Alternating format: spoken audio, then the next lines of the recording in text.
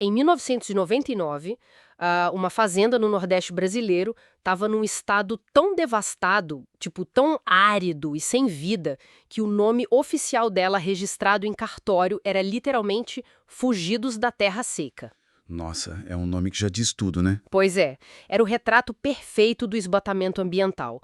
A terra parecia que tinha simplesmente desistido. Uhum. Mas o detalhe bizarro é que hoje essa mesma propriedade abriga 17 nascentes de água cristalina. Caramba, 17? 17. E 14 córregos que correm de forma perene, assim, o ano todo. Isso é surreal se a gente pensar no ponto de partida deles. Exato. E o detalhe mais intrigante de tudo isso é que a ferramenta primária para essa ressurreição monumental da água não foi uma frota de tratores de última geração de uma multinacional. Nenhuma obra civil bilionária, né? Nem isso, foi a aplicação rigorosa, quase matemática, do caos ecológico. É um choque de realidade fascinante, especialmente para qualquer um que acredite que a agricultura produtiva precisa, obrigatoriamente, ser uma guerra constante contra a complexidade da paisagem natural. Com certeza. E é com essa imagem que eu dou as boas-vindas a quem acompanha a nossa exploração de hoje. A missão deste nosso mergulho profundo nas fontes é a desempacotar uma transformação radical que está acontecendo exatamente agora. Uma transformação na forma como a humanidade produz a base da sua sobrevivência, que é a comida. Isso. Porque existe uma colisão acontecendo neste exato momento entre o silício e a terra. Nós vamos colocar lado a lado a mais alta tecnologia digital imaginável e os princípios ecológicos mais ancestrais e caóticos que existem. E o que torna essa análise tão rica é que estamos cruzando materiais que parecem vir de universos paralelos, sabe? Sim, fontes bem diferentes. Exato. Por um lado, temos um material acadêmico extremamente denso e técnico, que é o livro Introdução à Agricultura Digital, do professor Nader Godose. Esse livro mapeia a chegada avassaladora da indústria 4.0 no campo. E, em contraponto a isso, a gente mergulhou na transcrição de um documentário formidável da Câmara dos Deputados. Aquele sobre a agrofloresta, certo? Isso, Agrofloresta, Agricultura Recuperando o Meio Ambiente. Que é um material que traz as vozes, a terra nas mãos e a experiência crua, né, dos agricultores familiares. É um contraste e tanto. O objetivo aqui é entender como ferramentas que parecem de ficção científica, tipo satélites de precisão, nanotecnologia invisível ao olho nu, inteligência artificial, estão convergindo com sistemas de plantio como a agrofloresta. Urgências globais, né? A crise de produção de alimentos e as mudanças climáticas. Exatamente. A gente quer descobrir, para quem nos ouve, por que o futuro da alimentação não é apenas colocar máquinas gigantescas para rasgar o solo, mas sim desenhar sistemas invisivelmente inteligentes. Uhum. Ok, vamos desempacotar isso. Antes da gente tentar projetar como algoritmos vão gerenciar florestas no futuro, nós precisamos entender a linha do tempo. Claro, a velocidade impressionante e brutal da mudança que nos trouxe até o momento atual. Porque a enxada não virou um drone do dia para a noite, né? Como a gente chegou até aqui. O que impressiona na evolução histórica do agronegócio é que ela não aconteceu de forma gradual, ela se deu por saltos absurdamente rápidos. Saltos de décadas, né? Sim, para quem está acompanhando a gente ter uma ideia, na década de 1950, a política econômica focava numa industrialização forçada dos centros urbanos. O foco era todo nas cidades. Exato. A agricultura era vista quase como um mal necessário, sabe? Uma atividade periférica que servia basicamente só para sustentar o crescimento das fábricas. Mas isso muda. Muda drasticamente. O verdadeiro ponto de inflexão ocorre ali nos anos 1970. Com a criação da Embrapa e a chegada daquelas novas linhas de crédito, certo? Sim, e isso mudou as regras do jogo, porque injetou pesquisa científica aplicada diretamente no campo. Não era mais só copiar o que os outros faziam. Exatamente. Em vez de tentar adaptar soluções de clima temperado que simplesmente não funcionavam aqui, passou-se a desenvolver ciência feita especificamente para os trópicos. E o resultado estrutural dessa mudança toda culmina lá nos anos 2000, né? Com o que os dados classificam como um verdadeiro milagre produtivo documentado. Um milagre mesmo. Os números dessa época parecem até um erro de cálculo quando a gente olha de relance. Eu fiquei chocada quando li. Foi um aumento de 500% na produção agrícola total. 500%? É. enquanto a expansão da área plantada cresceu só 63%. Olha, é uma assimetria assombrosa. E o motivo dessa simetria, como o livro detalha, é pura aplicação de tecnologia. Não se tratava mais daquele modelo antigo de derrubar mais florestas infinitamente para obter mais lucro bruto. Tratava-se de eficiência, né? Exato. Tratava-se de entender a mecânica da planta para fazer um único metro quadrado render exponencialmente mais. E isso serve como a fundação perfeita para o que o material chama hoje de agricultura inteligente. Ou a integração da internet das coisas no agronegócio. A famosa sigla IoT, mas aplicada na terra, sujando a bota de lama. Mas vamos aterrissar esse conceito. Como exatamente um pequeno sensor eletrônico enterrado no meio do nada se traduz nesse aumento esmagador de produtividade? Bom, pense no método tradicional de irrigação. Historicamente, inunda-se a plantação com base em cronogramas fixos, ou na simples observação visual da superfície. O famoso olhômetro. Isso. É um palpite e palpites gastam muita água. Na agricultura 4.0, o cenário é completamente diferente. Eles enterram redes de sensores que medem a umidade e os níveis exatos de nutrientes em tempo real. E direto na raiz. Exato, na profundidade específica das raízes. Aí, a inteligência do sistema calcula com precisão milimétrica a quantidade de água necessária naquele quadrante específico. Nossa, e isso muda totalmente o jogo. Muda a mecânica de consumo a tal ponto que permite reduções de até 30% no uso de água. É como o conceito de uma casa inteligente, tipo uma smart home, mas aplicado à natureza. Sabe quando a geladeira tecnológica percebe a falta de um produto e avisa direto para o sistema central da casa? O princípio é o mesmo. No campo digitalizado, o solo se comunica.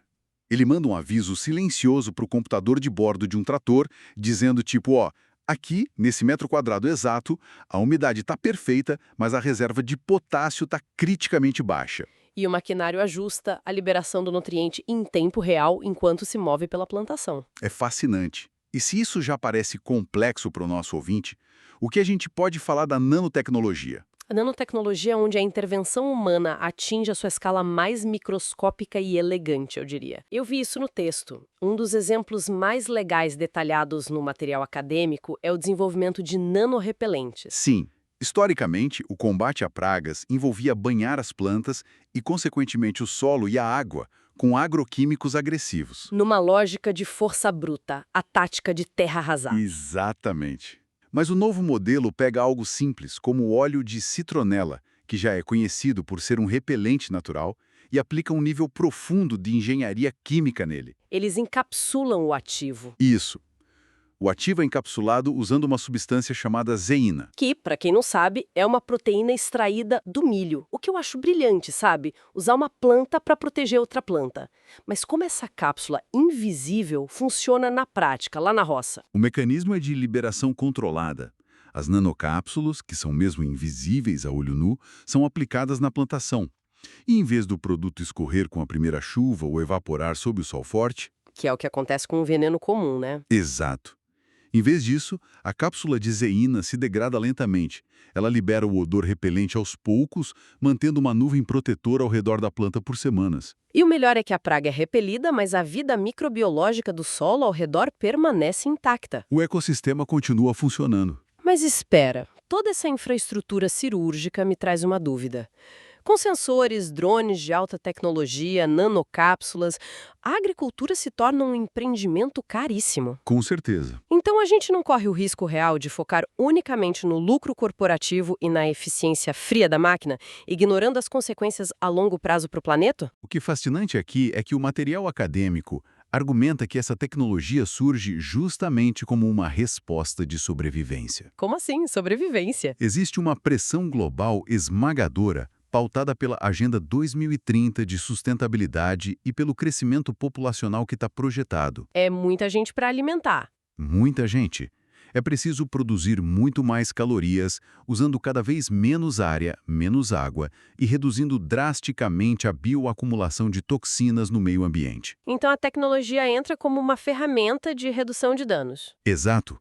A nanotecnologia e a IoT não são vistas no livro apenas como ferramentas de lucro bruto, mas como a única via mecânica viável para resolver essa equação sem colapsar o ecossistema pelo esgotamento. Entendi. E essa montanha invisível de dados gerada por todos esses sensores não fica confinada só ali da porteira para dentro da fazenda, certo? Não, de jeito nenhum. Os dados viajam. Porque se a gente olhar para o fim da linha, para o momento em que a pessoa vai fazer a compra no supermercado, as coisas ganham outra dimensão. Porque a pessoa comum, que só quer comprar sua comida em paz, deveria se importar com o banco de dados de uma fazenda lá no interior. A palavra-chave que conecta o sensor lá no solo ao carrinho de supermercado é a rastreabilidade. Rastreabilidade. Isso. Atualmente, o agronegócio opera suportado por vastos sistemas de informação geográfica e plataformas de cruzamento de dados pesados, como Sigma ABC e Agro API. Eu estava lendo que toda a área produtiva é constantemente escaneada, né? Sim, e validada por imagens de satélites do próprio IBGE. E a forma como toda essa abstração chega ao consumidor comum é através do blockchain. Blockchain, olha, esse é um termo que sempre soa como magia de investidor do mercado financeiro, de criptomoeda, mas que de repente ganha uma utilidade física surpreendente quando a gente está falando de maçãs ou laranjas, né? Como essa criptografia funciona para uma fruta? Na essência, o blockchain é um livro-razão digital, praticamente à prova de falsificações. Tá, mas na feira, como isso funciona? Na prática do campo, significa que uma laranja pode chegar ao supermercado acompanhada de um registro imutável, tipo um código QR. Ah, e a pessoa escaneia. Exato. Quem a consome pode saber o dia exato em que ela foi colhida, em qual coordenada de GPS a árvore estava plantada. Dá para saber até o que foi jogado na terra, né? Sim, que tipo específico de insumo recebeu há 3 meses.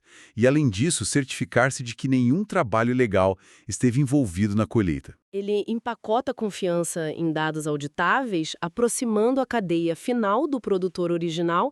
E olha, o volume financeiro apostando nessa integração é assustador. Os números são gigantescos. Muito. Os dados mostram as agtechs, né, que são aquelas startups focadas em inovar no agronegócio, recebendo aportes colossais. Nós estamos falando de mais de 26 bilhões de dólares injetados mundialmente apenas no ano de 2020. 26 bilhões é muito dinheiro. E se existe aquela percepção de que essa modernidade toda está distante da realidade brasileira, as estatísticas do material provam o contrário. Que estatísticas? 67% das fazendas no país já operam com alguma forma de tecnologia digital na gestão ou na produção. E impressionantes, 90% dos produtores rurais usam o telefone celular no trabalho diário. 90%? Caramba! Aqui é que a coisa fica realmente interessante, sabe? Mas, peraí, deixa eu fazer o papel do advogado do diabo. Manda. Robôs que avaliam ervas daninhas, algoritmos de rastreabilidade nível militar, satélites. Tudo isso não soa exatamente barato. Isso não acaba criando uma barreira invisível, tipo um clube exclusivo reservado apenas para as mega empresas que plantam monoculturas de exportação de soja e milho? É um ponto muito válido. Porque o pequeno agricultor familiar, que é quem de fato abastece a feira e o mercado local na cidade, ele não fica de fora assistindo a essa revolução passar pela janela? Esse é um dos gargalos estruturais mais complexos que surgem quando a gente sobrepõe as duas fontes de hoje. Existe sim a tentativa de democratização através da própria capilaridade do celular, que acaba quebrando algumas grandes barreiras. O smartphone entra como uma ponte, então. Exato. Há aplicativos baseados em visão computacional, como a Dama-Alvo, por exemplo. Nele, o agricultor familiar aponta a câmera do smartphone mais simples para a folha de uma planta doente. E a IA faz o resto. Isso. A inteligência artificial no servidor identifica instantaneamente a praga, devolvendo o diagnóstico em questão de segundos. Ou seja, a gente coloca o poder computacional de um centro de pesquisa inteiro no bolso da calça de quem está lá no meio da roça com a mão na terra. Precisamente. No entanto, e aqui entra o lado difícil, o debate trazido pelo documentário introduz um choque de realidade sobre o acesso sistêmico. Fica claro que a distribuição dos recursos não é nada nivelada. A balança pesa para um lado só. Pesa muito. A grande fatia do crédito, do subsídio governamental e da assistência técnica intensiva flui de forma esmagadora para manter o grande sistema de monocultura tradicional. E a agricultura familiar acaba ficando com as migalhas. Infelizmente. O modelo da agricultura familiar e das práticas agroecológicas muitas vezes opera num vácuo de infraestrutura e de apoio financeiro. A tecnologia existe. O software está lá. Mas a estrada econômica para que ela chegue ao pequeno produtor de forma ampla ainda é bem esburacada. Entendi. E mencionar o documentário da Câmara cria o gancho perfeito para nossa grande virada de perspectiva nesta exploração.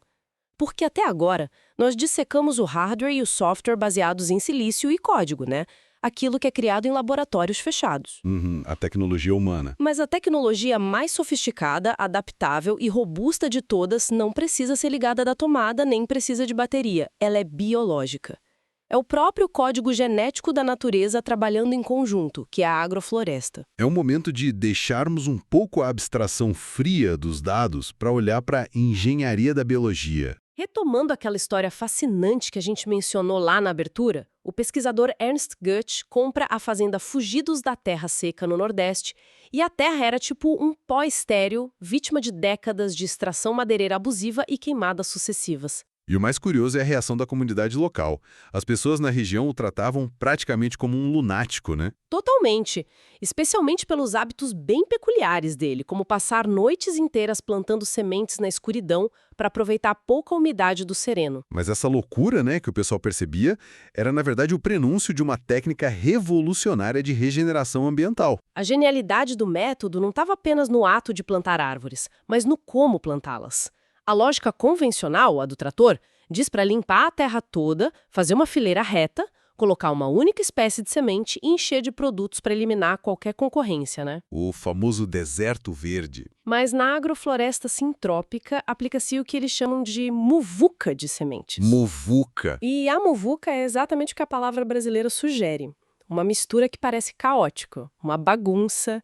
Em um mesmo canteiro são lançadas sementes de 10 a 20 espécies totalmente diferentes. Tudo misturado. Sim, rabanete, alface, milho, feijão, mamão e até mogno africano e cacau.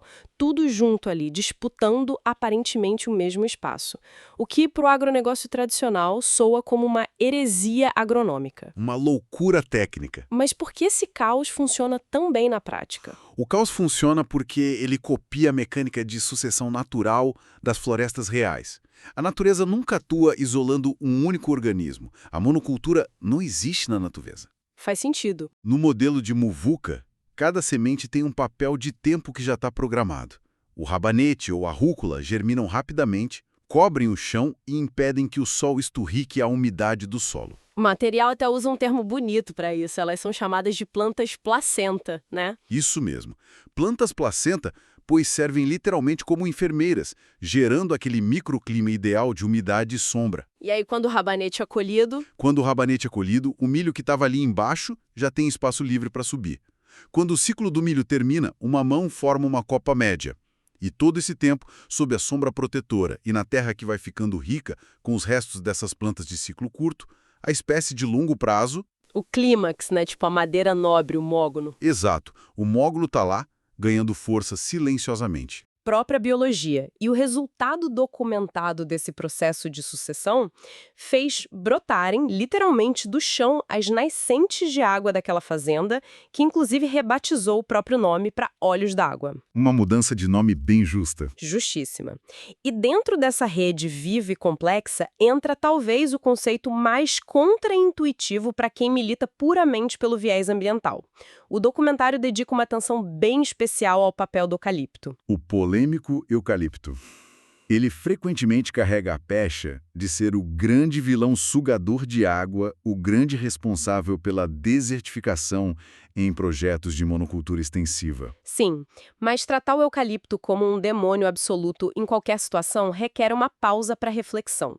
A gente pode fazer um paralelo com o mundo corporativo para ficar mais claro. Como assim? Culpar a árvore por secar o solo é como culpar um funcionário extremamente hiperativo por destruir a tranquilidade e a organização de um escritório calmo. O problema não é a essência do funcionário em si. O problema é onde ele foi colocado. Exato. O problema é o papel equivocado que o gestor de RH determinou para ele naquele setor. Se você retirar esse funcionário hiperativo do setor calmo e alocá-lo no departamento de prospecção de vendas agressivas, com metas curtas, E ele vai brilhar. ele não vai destruir a empresa, ele vai explodir os lucros do trimestre. E na lógica da agrofloresta, o agricultor deixa de ser um trator destruidor de obstáculos e passa a atuar justamente como o gestor de RH da natureza. Olha, essa analogia é perfeita, porque levanta uma questão importante sobre a utilidade das plantas. Se o eucalipto é o vendedor hiperativo do nosso escritório ecológico, ele é posicionado estrategicamente na linha de plantio justamente porque cresce de forma muito agressiva. Ele trabalha rápido. Muito rápido. Na agrofloresta, ele não é cultivado para extração industrial de celulose a longo prazo, como as papeleiras fazem. Ele atua como uma bomba d'água e um gerador implacável de biomassa. Biomassa seria matéria orgânica, né? Folhas e galhos. Isso. A planta cresce rapidamente, aprofunda muito as raízes, puxa nutrientes lá do fundo, então os agricultores vêm e podam seus galhos e folhas rigorosamente e jogam todo esse material rico de volta no chão do canteiro. E é aí que entra o restante da nossa empresa biológica. Exato. Toda essa biomassa despejada pelo nosso vendedor alimenta uma malha complexa de fungos lá no subsolo. Os fungos assumem o papel de um silencioso e super eficiente departamento de contabilidade. Eles que fecham a conta. Eles recebem energia bruta da poda, quebram os nutrientes, contabilizam o que está sobrando no sistema e redistribuem tudo cirurgicamente pela rede de raízes. Eles mandam a comida para quem precisa. Sim, para alimentar as plantas mais lentas e mais frágeis do consórcio. Fica provado que a planta não é o problema. O isolamento em que ela costuma ser plantada pela indústria é que é o grande problema. Que incrível! E essa lógica da interdependência biológica muda completamente a forma como o produtor lida com as adversidades, como o combate a pragas, por exemplo. Na monocultura digital lá do início, a gente viu as nanocápsulas de citronela agindo. A tecnologia de ponta. Isso. Mas na agrofloresta documental, a premissa de combate é muito mais filosófica e biológica. Eles operam sobre a máxima de que não existem pragas, existem bioindicadores. A praga não é um inimigo externo que chegou para atacar o seu plantio de propósito. Ela é como um aviso. É um carteiro entregando um aviso de que a imunidade daquele solo despencou por algum erro de manejo. Sim, o pulgão atacando ferozmente uma cultura de hortaliça é um sinal químico muito claro de desequilíbrio nutricional na seiva da planta. E aí, a intervenção humana documentada no método regenerativo é desenhar a paisagem para equilibrar isso novamente. Em vez de pegar uma bomba e borrifar inseticida, o agricultor introduz margaredões amarelos de forma calculada ao longo da roça. Flores para combater pulgões? Sim, essas flores atraem grandes populações de joaninhas. E as joaninhas, por sua vez, são predadoras naturais e implacáveis dos pulgões. Então tudo é desenhado para que a própria complexidade engula e resolva o problema sem gastar um centavo com veneno. Mas aqui a gente esbarra num choque logístico brutal, porque chegamos no momento de cruzar essas duas realidades, né? A convergência. A máquina e a floresta. Exato. Sabemos pelo material que a agrofloresta e a agricultura orgânica conferem uma resiliência financeira incrível.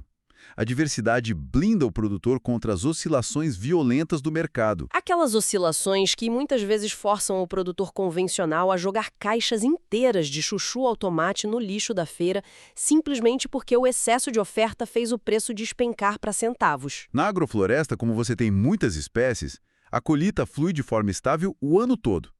Existe sempre alguma coisa gerando caixa para a família. Todo mês tem uma safra diferente. Exatamente. Só que a grande questão é o ganho de escala. Como casar a eficiência avassaladora de escala da indústria 4.0 com a complexidade física desse caos florestal que a gente descreveu? É o problema do tamanho, né? É o verdadeiro pesadelo logístico. Porque você simplesmente não consegue manobrar um trator convencional que é largo como uma avenida e pesado como um tanque de guerra militar no meio de uma floresta tão densa e cheia de espécies misturadas. Além de esmagar as plantas, ele compacta o chão. Sim, um trator de dezenas de toneladas compacta tanto o solo sob os pneus gigantes que ele literalmente esmaga e asfixia todo aquele departamento de contabilidade de fungos e micro-organismos que acabamos de citar. Ele sufoca a vida. A mecanização pesada destrói a própria fundação biológica que sustenta o sistema centrópico. A solução, que começa a tomar forma, relatada inclusive em projetos colaborativos lá no Distrito Federal, passa por redesenhar completamente a mentalidade dos engenheiros mecânicos. O maquinário precisa passar por uma dieta, precisa encolher e ficar mais afiado. Precisamente. Em vez da força brutal para arrancar tocos, a delicadeza de ferramentas quase cirúrgicas. Produtores inovadores estão adaptando roçadeiras e desenvolvendo lâminas acopladas a tratores muito leves. Lâminas que operam como tesouras, né? Isso, como tesouras de alta precisão. O objetivo é podar o capim e as árvores secundárias apenas para gerar aquela matéria orgânica, deixando a estrutura principal da raiz intacta sobre o solo para que a rebrota seja instantânea no dia seguinte. Eles não reviram mais a terra? Não.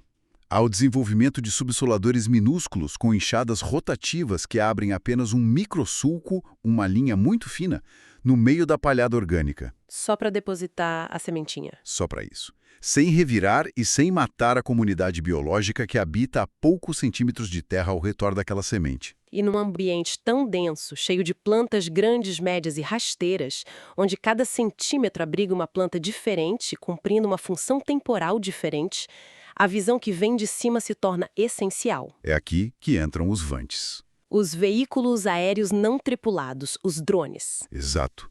Drones equipados com visão computacional de última geração.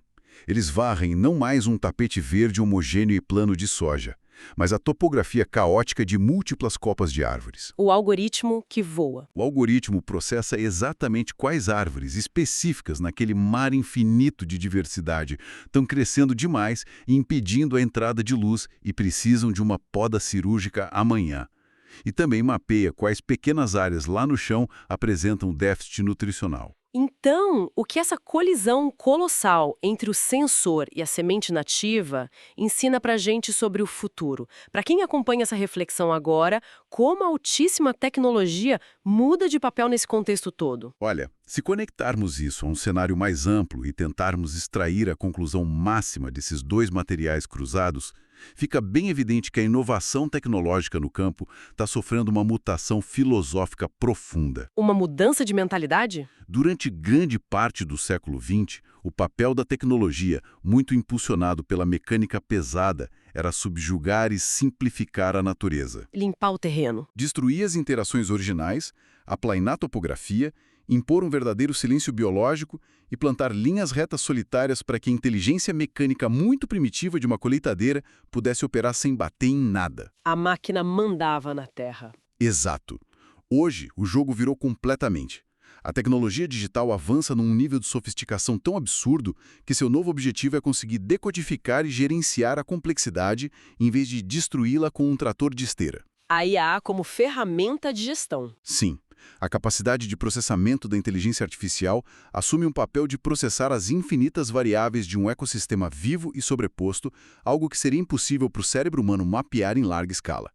A tecnologia deixa de ser o rolo compressor da natureza e passa a atuar como um sofisticado tradutor e facilitador da árdua gestão ecológica que o produtor tem. Nossa, isso muda tudo. O nosso atalho de conhecimento de hoje desfaz duas grandes ilusões de uma vez só. O futuro da nossa comida não é aquele cenário frio, distópico e apocalíptico, onde a nutrição vai se resumir a cápsulas ou pílulas fabricadas em laboratórios sintéticos em Marte. E, ao mesmo tempo, e paradoxalmente, também passa longe de ser apenas um retorno melancólico a uma era pré-industrial de exaustão braçal do camponês, onde a gente dependia exclusivamente da benevolência do clima para não passar fome. O meio termo é a solução real. Sim. O futuro real, aquele que já começou a ditar as regras bilionárias nos bastidores da economia agrícola, reside numa união que, sinceramente, beira a poesia. É a aliança profunda entre o satélite militar orbitando lá no escuro do espaço para mapear microclimas e o fungo trabalhando silenciosa e milimetricamente para conectar as raízes sobre a terra que a gente pisa. Essa síntese é muito instigante e me leva a uma reflexão final para a gente fechar. Algo que não é abordado diretamente pelos gráficos do livro do professor Godossi, nem pelos depoimentos comoventes dos produtores do documentário da Câmara. Ah, é? Mas que paira como um grande eco sobre tudo isso que a gente discutiu hoje. Que reflexão. Tô curiosa agora. Nós discutimos com muito entusiasmo como os governos globais e o Vale do Silício investem dezenas de bilhões de dólares todos os anos desenvolvendo a revolucionária Internet das Coisas, a IoT. Uhum. A ideia brilhante de espalhar milhares de sensores eletrônicos enterrados que se comunicam via radiofrequência com roteadores, que depois jogam esses dados na nuvem, que são processados por grandes servidores superaquecidos para finalmente avisar a um computador central de irrigação que a área X precisa de água, enquanto a área Y está sob um ataque severo de pulgões. Tudo isso gastando uma energia colossal para funcionar e se manter online. A nossa grande obra-prima da engenharia cibernética humana. Exatamente. Mas quando nos debruçamos sobre a complexidade da agrofloresta e da ecologia profunda, não há como fugir dessa constatação. Toda essa nossa invenção humana, que é cara e revolucionária, talvez seja apenas a civilização tentando recriar de forma desajeitada e totalmente sintética a verdadeira e original internet das árvores. Como assim internet das árvores? As vastas redes micorrízicas de raízes e fungos já realizam exatamente essa mesma função de dados sob o solo de qualquer floresta saudável do planeta. Sem precisar de Wi-Fi? Sem bateria e sem Wi-Fi. Elas transmitem dados químicos de alerta de pragas de uma árvore lá do fundo para outra árvore na borda da mata. Elas roteiam ativamente os nutrientes e água do solo de regiões ricas para socorrer as espécies doentes ou jovens que estão na sombra. Caramba! Elas operam a maior, a mais silenciosa e a mais perfeita rede de computação biológica e transferência de recursos do planeta, de forma totalmente contínua, com eficiência absoluta e há centenas de milhões de anos antes mesmo da gente sonhar em derreter a areia para fazer o primeiro processador de silício. É um pensamento monumental e altera totalmente a gravidade e o orgulho das nossas invenções humanas. Torna quase impossível olharmos agora para um simples prato de alface ou abrirmos a porta da geladeira em casa sem lembrarmos que a mais fina tecnologia de inteligência artificial que a gente tem hoje pode ser apenas um reflexo pálido do código biológico de uma árvore. E talvez a grande revolução do nosso século não seja finalmente ter que escolher entre o mundo hipertecnológico e o sistema natural. A integração é o único caminho. Sim, na revolução real vai se dar no instante em que nos darmos conta de que, no fim da linha e para o bem da nossa própria sobrevivência, os dois mundos precisam se tornar exatamente a mesma coisa. Bom, a gente fica por aqui com a análise de hoje. Foi um excelente papo. Muito bom mesmo. Convidamos quem nos ouve a carregar essa pulga atrás da orelha na sua próxima refeição, a investigar a jornada silenciosa do alimento antes de chegar à sua mesa e a continuar refletindo sobre essas complexas inovações e ecologias que moldam o nosso presente. Um excelente dia e até o nosso próximo mergulho nas fontes.